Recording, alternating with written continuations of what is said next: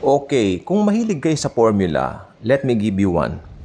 If you're a Christian and believe the finished work of the Lord Jesus Christ has a perpetual or should I say forever effect sa ating mga buhay, which also, syempre, nandyan na rin yung sanctification natin. Kasi yung salvation at saka sanctification po magkaiba. Save po tayo forever, yes, check. Pero yung sanctification, ito po, nandito po kasama dito yung renewing ng ating mind. At saka kasama po rito yung mga struggles natin. Okay? Pakikisama sa mga tao. You know what? Bayad na rin po ni Jesus yan. At ito po ang good news. Even sanctification, si Jesus po ang may hawak. Wala tayong kakayanan to anything than to say, Lord Jesus, take over. yan ang ating Jesus really wants us to depend on Him all the while or all throughout. In everything.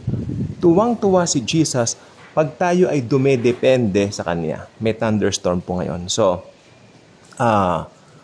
yan, narinig yung hangin, malakas yung mga yero. Okay, saan na ba tayo? Yung pag dumedepende ka, Lord, I cannot do this. Hindi ko kaya, Lord. Tuwang-tuwa si Jesus.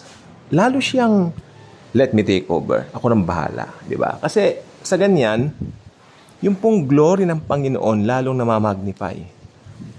Lalo natin siya napaparangalan kung hinihingan natin siya ng tulong because we are incapable of doing things our own. Kaya, we need a Savior. Tingnan po ninyo, Diyos siya, bumaba siya. Why? Dahil alam niya, hindi natin kayang iligtas sa mga sarili-sarili natin. Di po ba? Yun po ang logic doon. So, kung hindi natin kayang iligtas sa mga sarili natin by being saved sa kasalanan at saka sa impyerno, well, asahan natin, maski po sa sanctification natin, di rin po natin kaya yan. Mahina tayo, wala tayong kakayanan. Ang tanging magagawa lang natin ay lumapit lagi sa Panginoong Hesus at sabihin, Lord Jesus, take over. That's a very, very powerful prayer. Lord Jesus, take over. I know what I'm saying. I know what I'm talking about here. Nangyari po ito sa akin. How many years ago, sabi ko lang, punong-puno ako ng mabigat ang loob ko, Lord, take over, bahala ka na. Kasi hindi ko po kaya.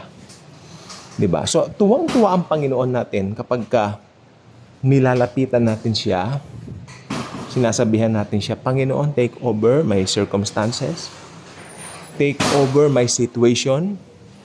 Lord, hindi po maganda ang aking pinagdaraanan ngayon. Bahala ka na po.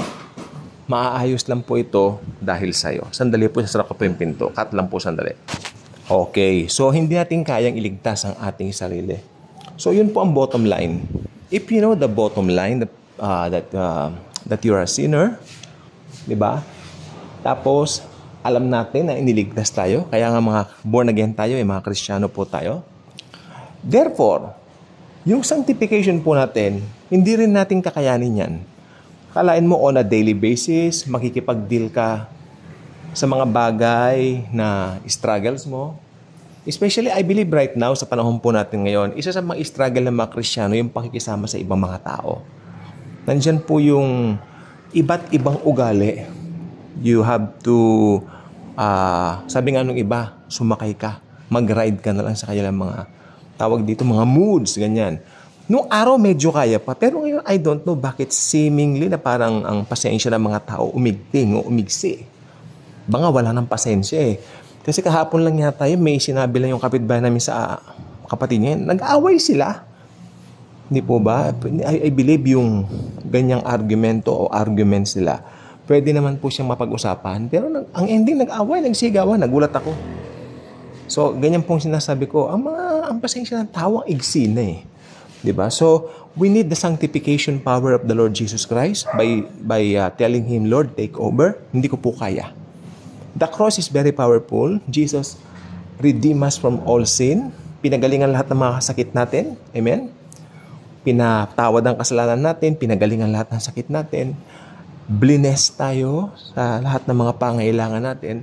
At ngayon, sa sanctification natin, siya na rin ang bahala. Sapagkat tulad ng salvation, ang sanctification natin, hindi rin natin kaya. Okay? So, yun ang pong gusto kong ibahagi sa inyo ngayon. Very powerful ang cross of Jesus. In everything we do, lagi tayong lilingon doon sa ginawa niya sa atin. Tandaan po natin, bilang mga born-again Christians, ang starting point natin ay ang cross. Ang cross po ni Jesus, I am victorious among all victorious victories sa buong mundo. Pinaka-victorious among all victories na pwedeng ma-achieve ng human being, ng mga human beings dito sa lupa. Pinaka-crowning glory ng achievement of all achievements, ang cross ni Jesus. Ang redemption ng mankind, no? Nagawa na po yan. So, we start from the cross of Jesus, which is the victory. So, we go from victory to another victory to another victory to another victory. Walang katapusan victory sa isang believer ni Jesus. Piling mo ba mauubos ng pera mo? Piling mo ba pawala ng pera mo? Nagkakamali ka. Dahil ang Panginoong Jesucristo may provision sa'yo. Gusto lang sabihin ng Panginoon sa'yo, relax ka lang. I will provide for you. Amen? So sa mundong ito, marami ngayon pinagdaraanan ng mundo, yung mga gera, yung mga ganyan. Huwag po kayong matatakot. Marami po mga balita na baka sumabog ang war, gera. Huwag po kayong matatakot. Panginoong Jesucristo pong bahala dyan. Hindi niya tayo pababayaan. Grabe po ang pag-ibig niya sa atin. Tayo po ang kanyang special possession.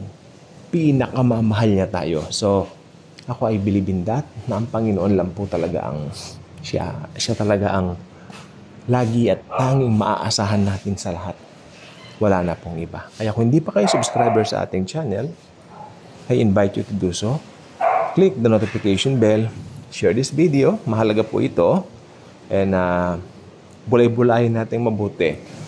Kung hindi natin kaya sa salvation, hindi rin po natin kaya sa ating sanctification. Thank you. And Jesus truly loves us. Malakas po ang thunderstorm. Ingat din po kayo dyan. Okay. Thank you po. Thank you.